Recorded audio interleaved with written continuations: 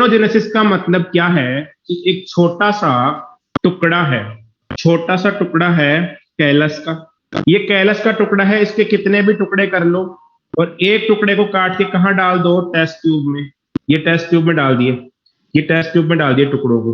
और अब क्या करोगे, ऑक्सीजन और साइटोकाइनिन की कंसंट्रेशन को वरी कर करके, ऑक्सीजन और साइटोकाइनिन की कंसंट्रेशन को वरी कर करके क्या करना है, बहुत सारे प्लांटलेट्स बनाने हैं, रूट और स्टेम बनाने हैं। तो रूट और स्टेम क्या होते हैं, ऑर्गन्स। प्लांट के ऑर्गन्स क्या हैं, root, stem, leaf, flower and fruit. तो जब इससे, इस छोटे से कैलस से डायरेक्टली क्या बनते हैं ऑर्गन्स, तो इसको बोलते हैं ऑर्गेनोजेनेसिस। लेकिन अगर आपको उस कैलस से क्या बनाना है, जाइगोट, जाइगोट बनाना है, तो फिर आप उसको क्या बोलोगे, सोमेटिक एम्ब्रियोजेनेसिस या नॉन जाइगोटिक एम्ब्रियोज। अगर एम्ब्रियो बनाना है, जैसे कि सीड बनता है तो एम्ब्रियो बनता है, फिर एम्ब्रियो के जर्मिनेशन से प्लांट बनता है। तो अगर आपको सीड वाला सिस्टम करना है, सीड वाला सिस्टम आपको करना है, तो फिर आपको क्या बनाना पड़ेगा, सोमेटिक एम्ब्रियोजेनेसिस करवाना पड़ेगा। यहां पर आप क्या करते हो, ऑक्सीन और साइटोकाइनिन, और यहां पर NH4NO3, यहां पर यूज करते हो अमोनियम नाइट्रेट का। तो जब अमोनियम नाइट्रेट का यूज करते हो तो क्या बनता है, एम्ब्रियो। जब ऑक्सीजन और साइटोकाइनिन का यूज करते हो तो क्या बनता है, प्लांटलेट। तो प्लांटलेट, ऑर्गेनोजेनेसिस, ऑर्गेनोजेनेसिस और एम्ब्रियोजेनेसिस में फर्क समझ में आ गया।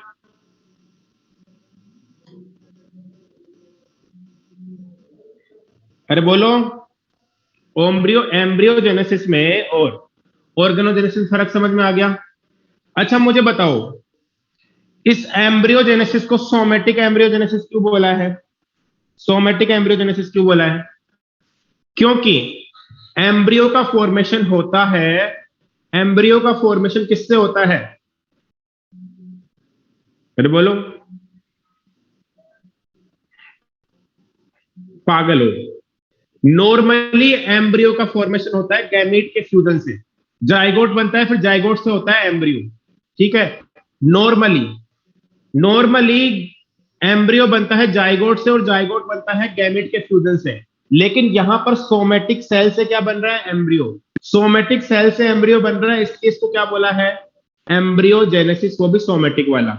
या फिर नॉन जाइगोटिक एम्ब्रियो, बिना जाइगोट के एम्ब्रियो बन रहा है, या फिर सोमेटिक सेल से एम्ब्रियो बन रहा है, ठीक है, ये बात है। हेलो,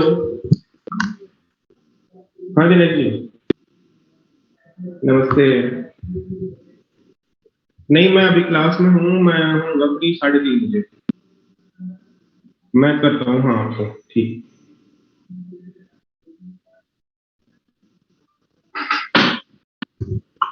ठीक है, आ गई बात समझ में। एम्ब्रियो कैसा होता है, मल्टी सेलुलर होता है। एम्ब्रियो में, हाँ है, मॉड्यूल में है। एम्ब्रियो के अंदर, एम्ब्रियो के अंदर मेरी बात सुन लो, एम्ब्रियो के अंदर, हाँ सीड की तरह सेव करके रख सकते हैं, बिल्कुल। एम्ब्रियो के अंदर जितनी कंडीशंस आती हैं, एम्ब्रियो के अंदर जितनी कंडीशंस आती हैं, हार्ट शेप, ग्लोबुलर शेप, वो सारी कंडीशन इसमें आएंगी। लेकिन इसको बहुत अधिक समय तक सेव नहीं कर सकते हो। जब तक कल्चर मीडियम पर है तब तक ही सेव कर सकते हो, क्योंकि यहां पर क्या नहीं है, एंडोस्पर्म नहीं है। एंडोस्पर्म नहीं है तो न्यूट्रिशन कौन देगा, कल्चर मीडियम। तो कल्चर मीडियम से उठा करके फिर इसे आपको अलग नहीं रख सकते हो। हाँ बिल्कुल, बिल्कुल होगा पार्थेनोजेनेसिस जैसा।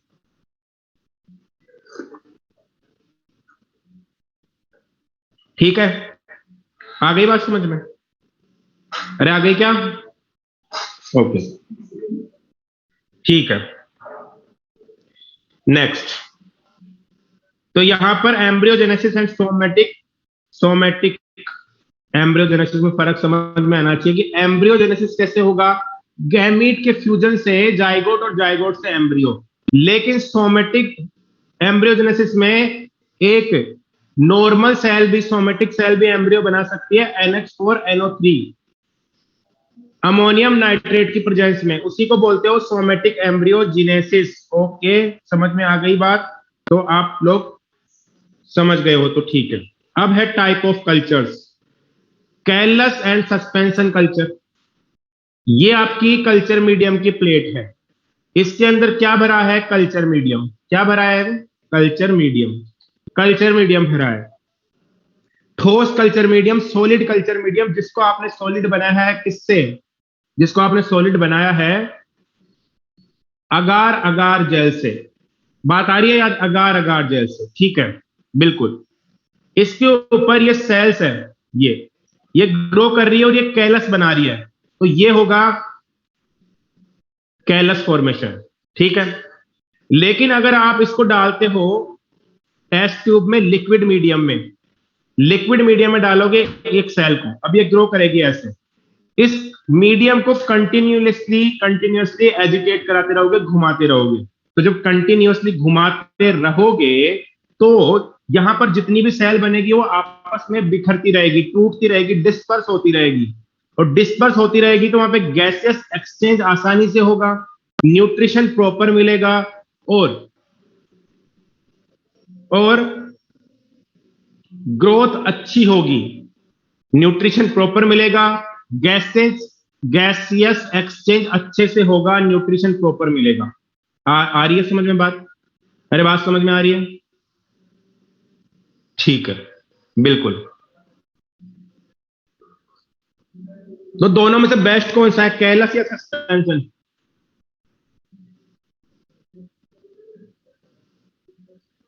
बिल्कुल, सस्पेंशन बेस्ट है,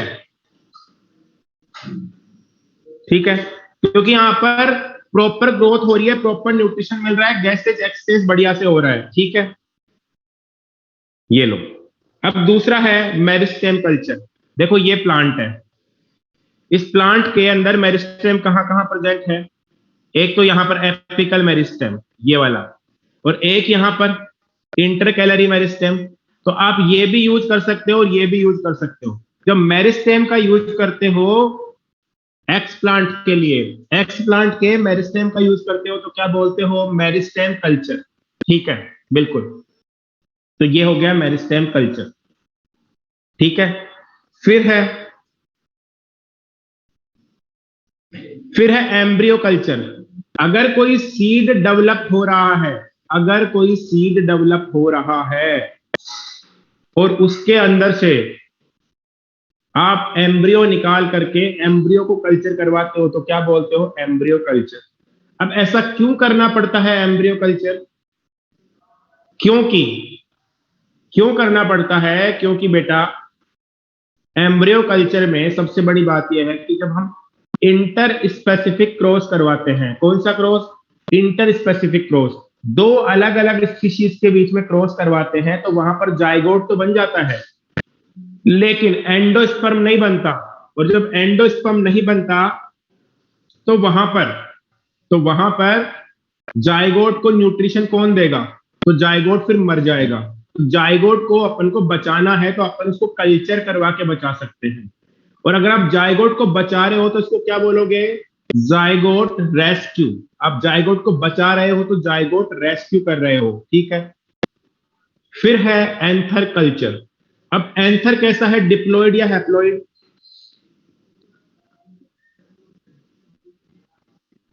हैप्लॉइड। तो आप एंथर कल्चर करवा के प्लांट बनाओगे तो कैसे प्लांट बनेंगे? हैप्लॉइड प्लांट, ठीक है। तो हैप्लॉइड प्लांट बनाने के लिए करवाते हैं एंथर कल्चर। फिर है प्रोटोप्लास्ट कल्चर। प्रोटोप्लास्ट में मतलब प्रोटोप्लास्ट क्या होता है बताओ?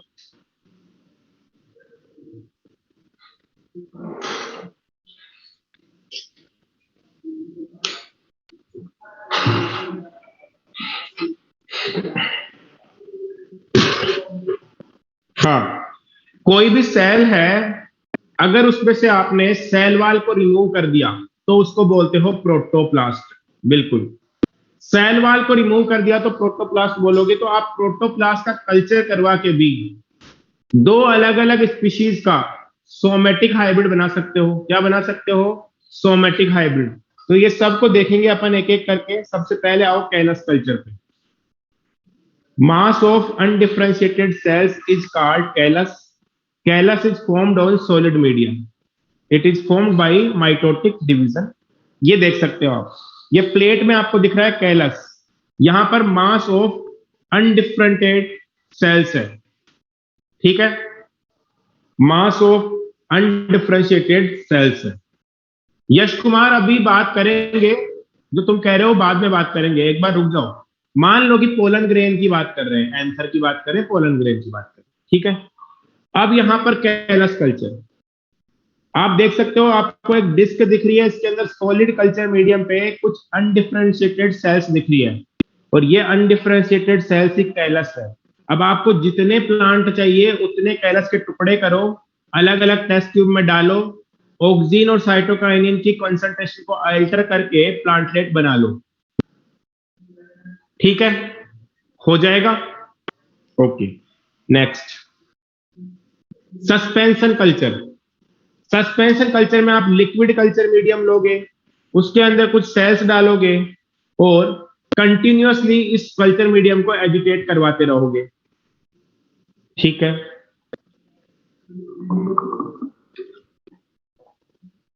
In this culture medium is continuously agitated to break the clumping of cells. Next, it allows gaseous exchange and grow much faster than callus culture. ठीक है, ठीक है, ये पॉइंट समझ में आ गया।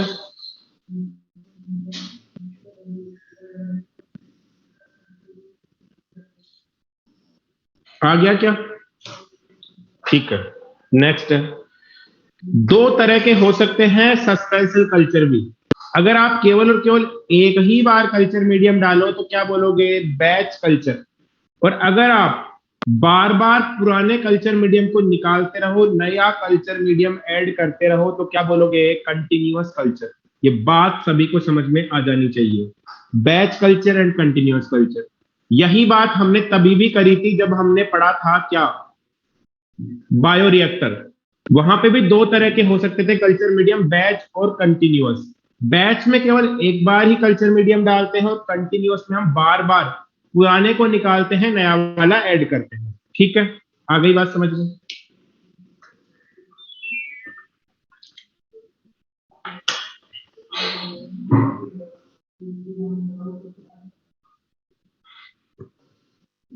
ओके, नेक्स्ट है मेरिस्टेम कल्चर।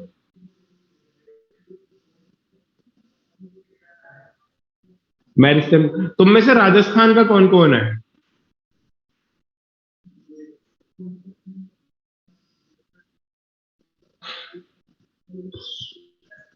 सौम्य कहां से है? सौम्य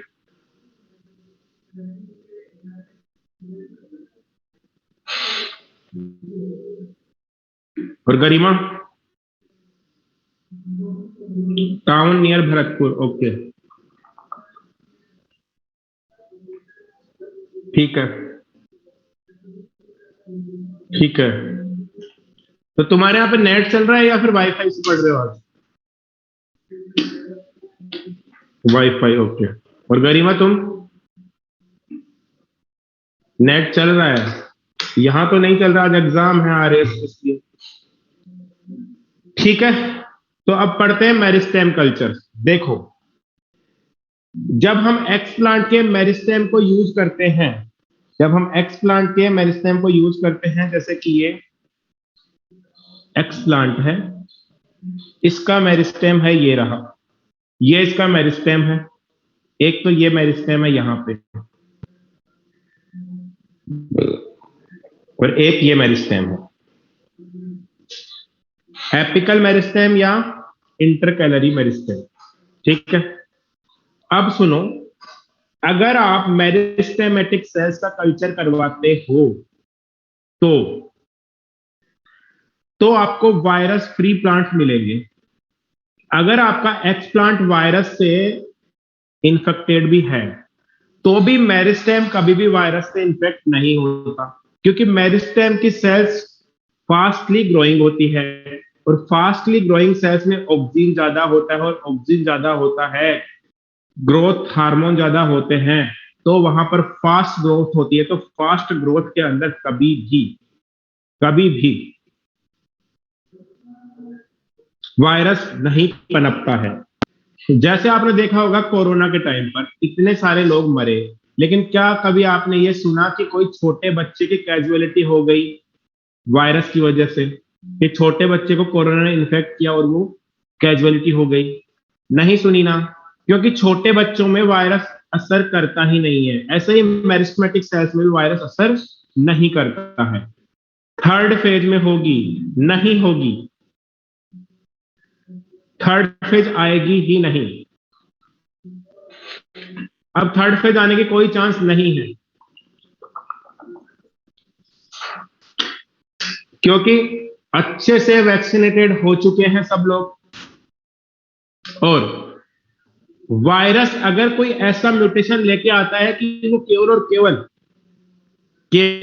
केवल वायरस कोई ऐसा ना ऐसा म्यूटेशन लेके आता है कि वो केवल और केवल, अरे अब ये वायरस हल्का पड़ चुका है, तुम तो कोई मत डरो, कोई थर्ड फेज नहीं आएगी अभी। यार अब थर्ड फेज लाते ही रहोगे क्या बार बार? में पढ़ना लिखना नहीं है क्या?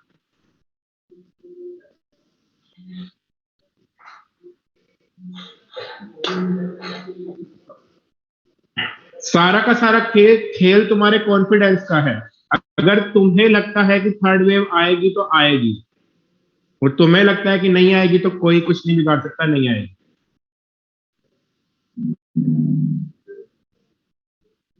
हाँ, बिल्कुल हो जाएगा।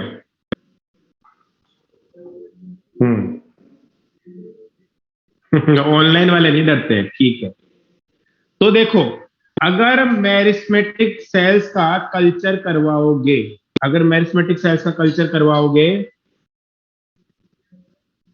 हाँ, तो क्या होगा? मेरिस्मेटिक सेल्स का कल्चर करवाओगे तो क्या होगा? आपको वायरस फ्री प्लांट मिलेंगे। ठीक है, तो देखो, both apical and axillary meristem used as an explant. The meristematic cells is free from virus. Meristem culture can be used for rapid clonal multiplication, production of virus-free plants, and conservation of germ plants. ये दोनों point तो हर एक culture के लिए ही है, लेकिन ये वाला जो पॉइंट है ये केवल और केवल मेरिस्टेम के लिए है, कि मेरिस्टेम के कल्चर से आपको वायरस फ्री प्लांट मिलेंगे।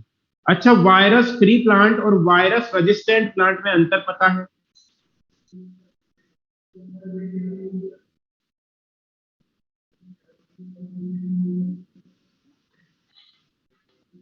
लेटरल भी कर सकते हो लेटरल में, वो लिखा नहीं है, एक्सिलरी और एपिकली लिखा है, लेकिन लेटरल भी कर सकते हो, कोई दिक्कत नहीं। हाँ, तो हमें वायरस फ्री प्लांट्स मिलेंगे, वायरस रेजिस्टेंट नहीं मिलेंगे। उनको कोई वायरस आके बाद में इन्फेक्ट कर सकता है, लेकिन वायरस फ्री प्लांट मिलेंगे। हाँ,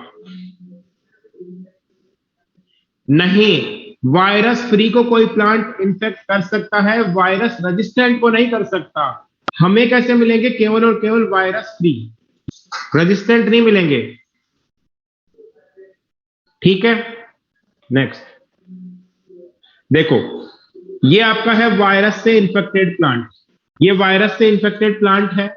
इस प्लांट से अगर आपने एक्स प्लांट लिया है, अगर आपने इससे सेल्स लिए हैं और वो मेरिस्मेटिक सेल्स हैं, तो बनने वाला प्लांट फिर भी वायरस फ्री बनेगा, क्योंकि मेरिस्मेटिक सेल्स में क्या नहीं होता है? क्या नहीं होता है? वायरस। ठीक है, तो यहां पर आप देख सकते हैं ये। अब है एम्ब्रियो कल्चर। एम्ब्रियो कल्चर, और एम्ब्रियो कल्चर की अगर अपन बात करें तो आपको इंटर स्पेसिफिक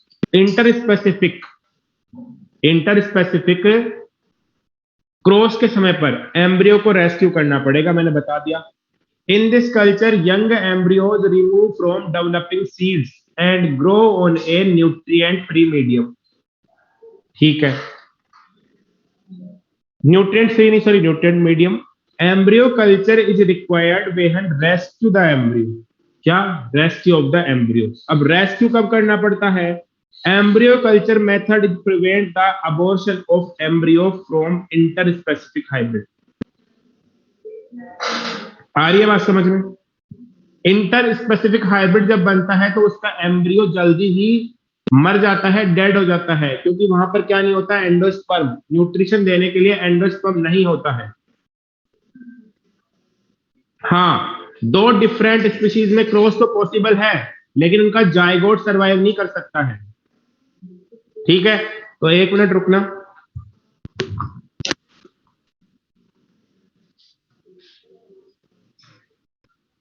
एसी थोड़ा सा तेज करना।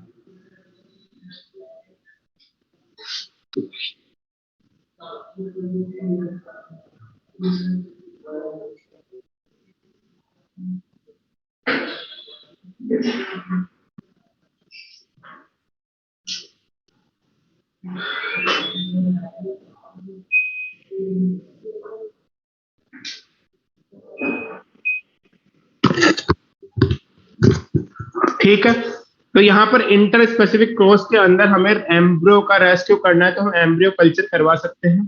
फिर है एंथर कल्चर। अब एंथर कल्चर की अगर अपन बात करें तो देखो, एंथर, ये है एंथर। इसके अंदर होती है माइक्रोस्पोर मदर सेल, और इस माइक्रोस्पोर मदर सेल के अंदर होता है मियोसिस, और यहाँ पर बनते हैं हैप्लॉइड सेल्स। ये हैप्लॉइड सेल्स हैं। लेकिन इसकी वाल कैसी है? डिप्लॉइड। वाल कैसी है? डिप्लॉइड। तो अगर आप एंथर का कल्चर करवाते हो तो आपको हैप्लॉइड प्लांट भी मिलेंगे और डिप्लॉइड प्लांट भी मिलेंगे, लेकिन हमारे काम के हैं डिप्लॉइड। पर अगर वाल से कोई सेल आ गई तो आपको डिप्लॉइड प्लांट भी मिल सकते हैं। ठीक है, अब एंथर किसका पार्ट है? एंथर केवल मेल का पार्ट है। तो एंथर कल्चर को हम एंड्रोजेनेसिस भी बोलते हैं, एंड्रोजेनेसिस। ठीक है, तो देखो, where anther used as an explant and grow on culture medium, then it is called anther culture. It is known as pollen grain culture or androgenic haploid culture. Okay, anther culture is used to formation of haploid plant. पहली बात तो है haploid plant के formation, और second बात है true breedings के production में। हमने बात करी थी कि ट्यूब ब्रीडिंग प्लांट का प्रोडक्शन करने में हमें 8-10 साल लगते हैं, लेकिन एंथर कल्चर से कैपिटल टी स्मॉल टी, मान लो ये है, ये एक प्लांट का जीनोटाइप है, आपने एंथर का कल्चर करवाया तो या तो ये होगा या ये होगा। ये जो गैमीट बनेंगे इनका कल्चर करवा लिया आपने, capital T capital T capital T capital T, यहां पर small T small T small T small T. अब आप क्या करो, इन पे क्या डाल दो? कोल्चिसिन। जैसे ही कोल्चिसिन डालोगे तो ये सेल कैसी हो जाएगी? Capital T capital T capital T capital T, और ये small T small T small T small T. ये बात समझ में आ रही है कि डिप्लॉइड सेल हो जाएगी हैप्लॉइड से। तो यहां पर आपको 2-3 महीने में या फर्स्ट अटेम्प्ट में ही क्या मिल जाएंगे? हैप्लॉइड से डिप्लॉइड प्लांट, और प्योर वाले प्योर प्लांट्स मिल जाएंगे एक ही जनरेशन में। तो बताओ और क्या कर सकते हैं हम? Sometime diploid plant are also formed among haploid plant. Source of these diploid plants is antherval. ये तो बात हो गई। फिर है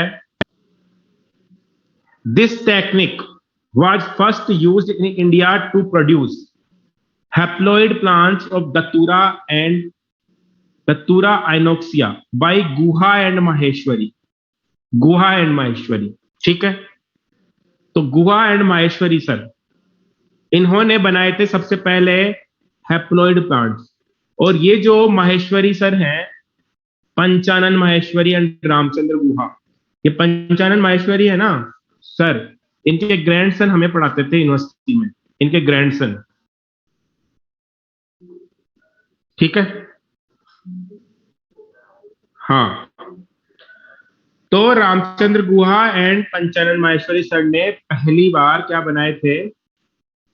हैप्लॉइड प्लांट्स बनाए थे एंथर कल्चर से। हाँ, ये पंचानन माहेश्वरी सर के ग्रैंडसन थे, अब तो इनकी भी डेथ हो गई। ग्रैंडसन थे, वो हमें पढ़ाते थे, और पढ़ाते थे क्या? मतलब काफी ज्यादा हेल्प भी करी थी, काफी बार बचाया भी था। एक बार मैं भी चीटिंग करता हुआ पकड़ा गया था एग्जाम में, मतलब प्रैक्टिकल एग्जाम में यूनिवर्सिटी में। तो मुझे हमारी मैडम ने बाहर निकाल दिया था। हम्म। तो हमारे क्या था कि एक मैं था और एक थी मेरी फ्रेंड थी रश्मि। तो रश्मि, रश्मि, सॉरी, नाम देखना भी, रश्मि, और ये ऋषभ। तो हमारा रोल नंबर ऐसे होता था, पहले रश्मि का, मान लो रश्मि का है 45, तो मेरा होता था 46, आगे पीछे, है ना, आगे पीछे होता था ऐसे एक के बाद एक। तो आगे हमेशा रश्मि होती थी, पीछे हमेशा मैं होता था। ठीक है।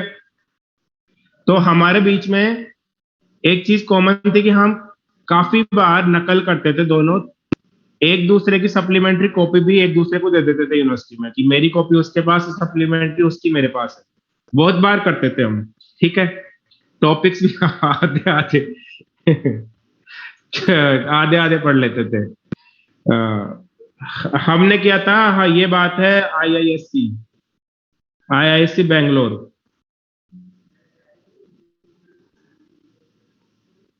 ठीक है। तो हम लोग ऐसे ही चीटिंग किया करते थे।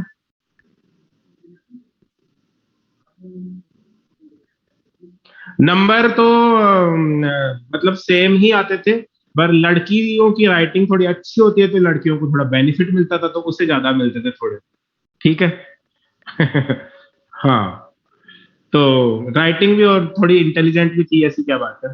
तो फिर क्या होता था कि हम लोग मतलब चीटिंग करते थे, कॉपी वॉपी एक्सचेंज करते थे। तो हमको पकड़ लिया था मैम ने।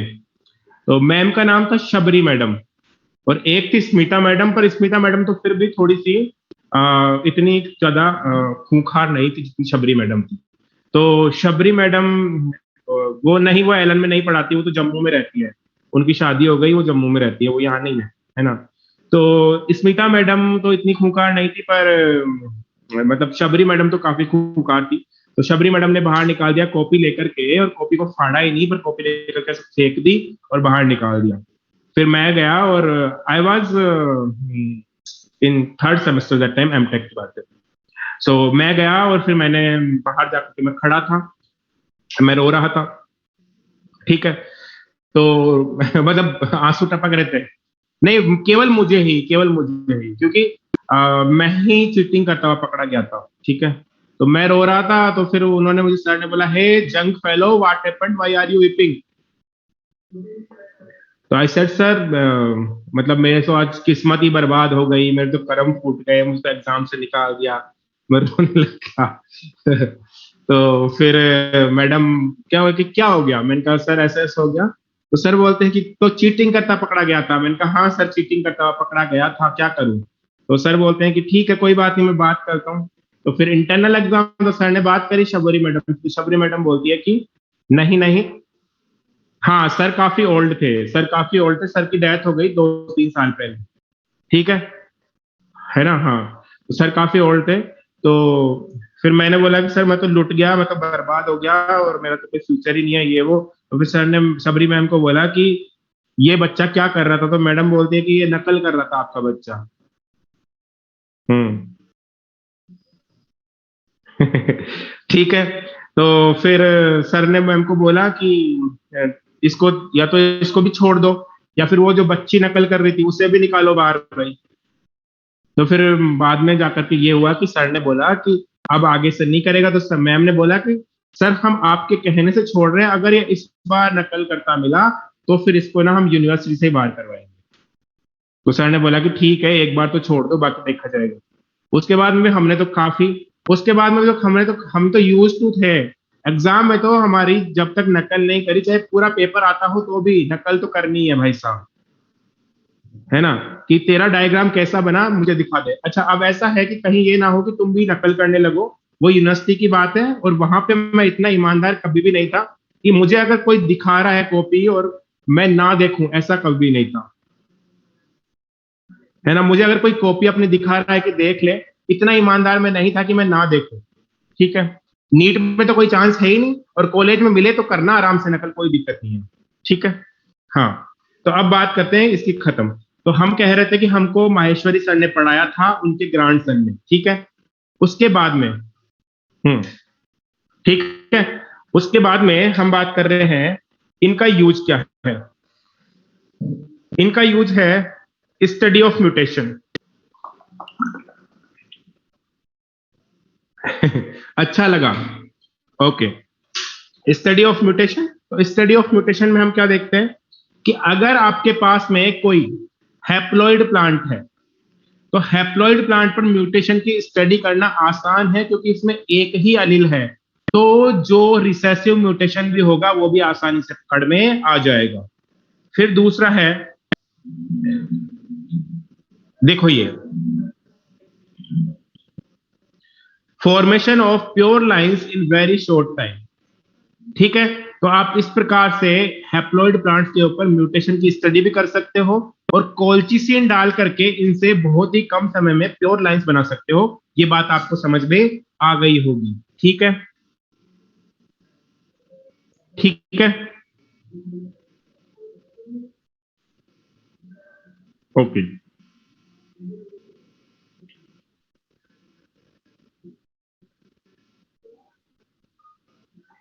ठीक है। Protoplast culture, when protoplasts use as an explant and grow on culture medium, then it is called protoplast culture। हाँ, बहुत इजी है, ये पूरा का पूरा टॉपिक ही इजी है, इसमें आपको एक बार पढ़ना है, उसके बाद में आपको कभी कोई जरूरत नहीं पड़ेगी रिवीजन वगैरह। ठीक है, when protoplasts use as an explant and grow on culture medium, then it is called protoplast। ये देखो, ये एक प्लांट सेल है, अगर आप इसकी सेल वाल को हटा देते हो देन इट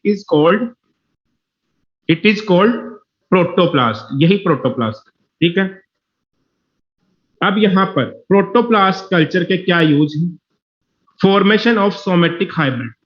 अब ये क्या होता है भाई, somatic hybrid, a hybrid produced by fusion of somatic cells of two species and variant and it this process is called somatic hybridization. कि एक ऐसा प्रोसेस जिसके अंदर आप प्रोटोप्लास्ट को फ्यूज करवा दो, दो अलग अलग स्पीशीज के प्रोटोप्लास्ट को फ्यूज करवा दो, जैसे कि ये देख सकते हो स्टेप्स ऑफ सोमेटिक हाइब्रिडाइजेशन। सबसे पहला है प्रोटोप्लास्ट आइसोलेशन यानी रिमूवल ऑफ सेल वॉल, फिर है fusion between protoplast and then culture of fused protoplast. कैसे, देखो, एक टमाटर का पौधा है और एक आलू का पौधा है। ठीक है, इन दोनों से आपने सेल्स लिए और सेल्स लेने के बाद में यहां से सेल वाल को क्या कर दिया, रिमूव। और सेल वाल को कैसे रिमूव करोगे बताओ, सेल्यूलेज एंड पेक्टिनेज डाल के सेल वॉल रिमूव हो गई। अब जो आपके पास में बचा है इसको क्या बोलते हो, प्रोटोप्लास्ट। इन प्रोटोप्लास्ट को प्रोटोप्लास्ट बोलते हैं। ठीक है, अब क्या करोगे, इन दोनों को फ्यूज करवाओगे और फ्यूज करवाने के लिए कुछ केमिकल्स चाहिए, जैसे कि sodium nitrate NaNO3, calcium +2 ion and high pH, polyethylene glycol and high voltage electric shock. अगर आप ये सब कंडीशन देते हो इन दोनों को, दोनों प्रोटोप्लास्ट को, तो ये फ्यूज हो जाएंगे। क्या हो जाएंगे, फ्यूज। अरे ये एंटी है टमेटो है, टमेटो टमेटो, एनपी है पटेटो।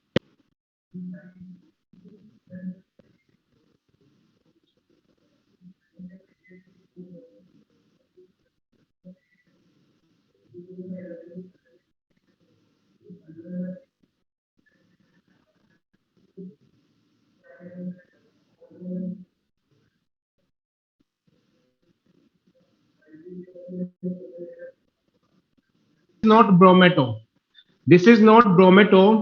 हाँ, इसको बोल सकते हो ब्रोमेटो, लेकिन ये क्या है बेटा, ये ग्राफ्टिंग से बना हुआ प्लांट है, ये ग्राफ्टिंग से बना हुआ है।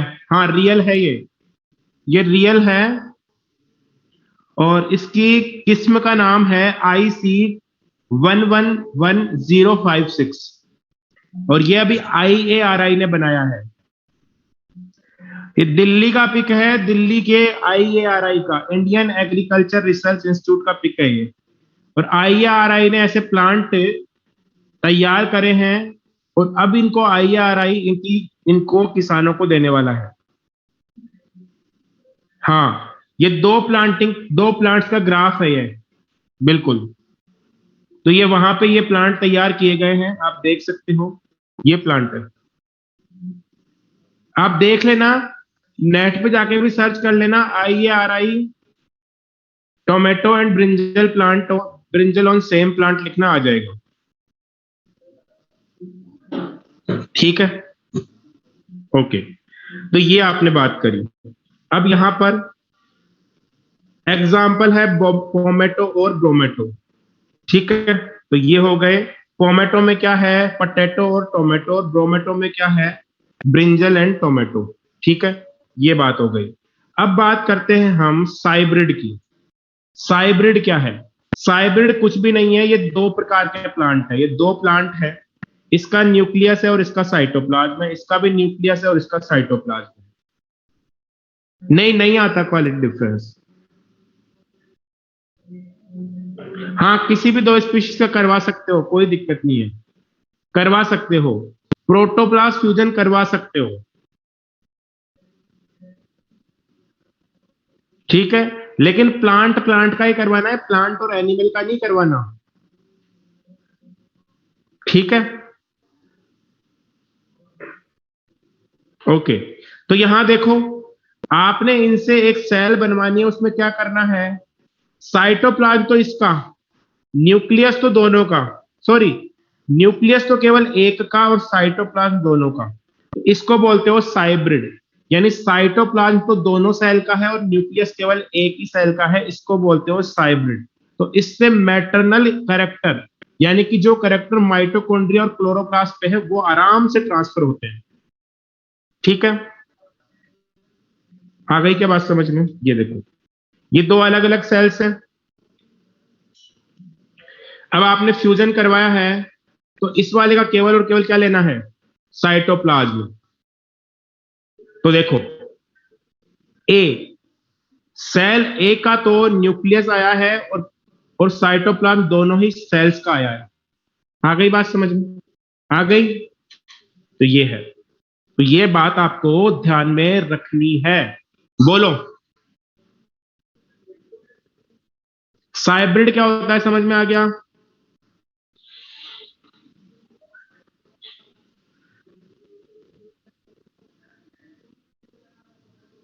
जिस प्लांट का आपको, जैसे मान लो कि आपको आपको किसी एक प्लांट है और उसके अंदर आपको क्या करना है, किसी दूसरे प्लांट के वो कैरेक्टर लाने हैं जिनकी जीन साइटोप्लाज्म पे है ना?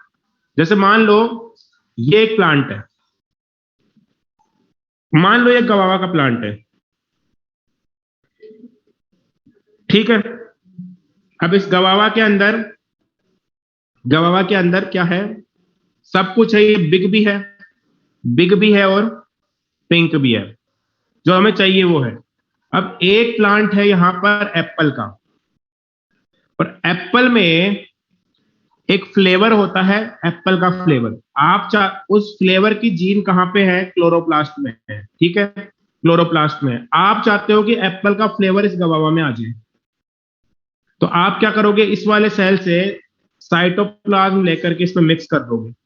तो अब वो जो साइटोप्लाज्म पर अगर वो जीन है फ्लेवर की, वो अगर माइटोकॉन्ड्रिया क्लोरोप्लास्ट में जीन है फ्लेवर की, तो इस वाले एप्पल में अब क्या आ जाएगा, उस एप्पल का फ्लेवर भी आ जाएगा, इस गवावा में उस एप्पल का फ्लेवर भी आ जाएगा। बात आ गई समझ में, कैसे चूज करना है? आ गई क्या सौम में?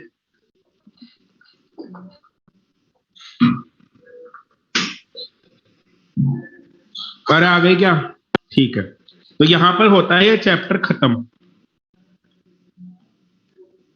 ठीक है, ये चैप्टर खत्म। अब आगे हम बात करेंगे नए चैप्टर की, और वो है बायोमोलिक्यूल्स, और वो हमारा लास्ट चैप्टर है। मतलब मैं यहीं तक पढ़ाऊंगा, मॉड्यूल नंबर 2 कंप्लीट हो जाएगा बायोमोलिक्यूल्स तक। तो फिर आप तो जो भी डाउट है वो आप 3-4 दिन में साथ साथ पूछ लो, दिवाली की छुट्टियों में पूछ लो, क्योंकि दिवाली की छुट्टियों के बाद में भी 1-2 क्लास लगेगी। हम्म। हाँ ठीक है, अगर आज डाउट्स है तो डाउट्स भी ले सकते हैं, और अगर आपको आगे पढ़ना है तो आगे भी पढ़ा सकते हैं। डाउट्स है तो बता दो। हाँ, ऑफलाइन में हो तो कभी भी आ सकते हो काउंटर पे मेरे पास। हाँ, 1 और 2 को क्लास लगेगी।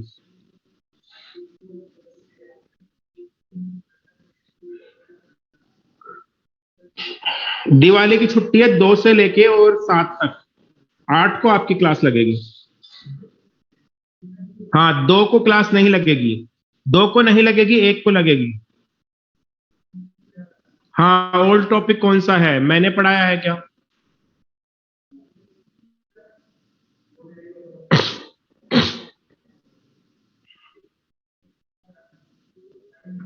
उसके बाद में इकोलॉजी के कोई दूसरे सर पढ़ाएंगे, मुझे नहीं पता, जो भी आएंगे आ जाएंगे।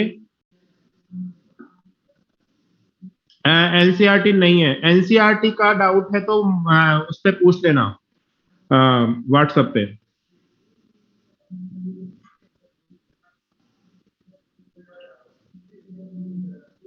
हाँ, वो मैं भी यही कह रहा था कि 1 को भी क्लास मत रखो।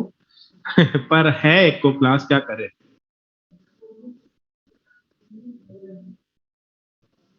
तो लास्ट चैप्टर है अपना।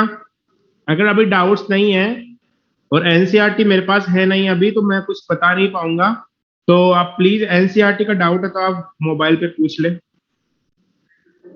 अच्छा, इस चैप्टर की पूरी स्लाइड्स आ गई ना? दिवाली की तो इतनी आती है। चलो बोलो, क्या खोलना है फोन में? नेट नहीं चल रहा था इसलिए चल गया शायद, अब चल गया। हाँ।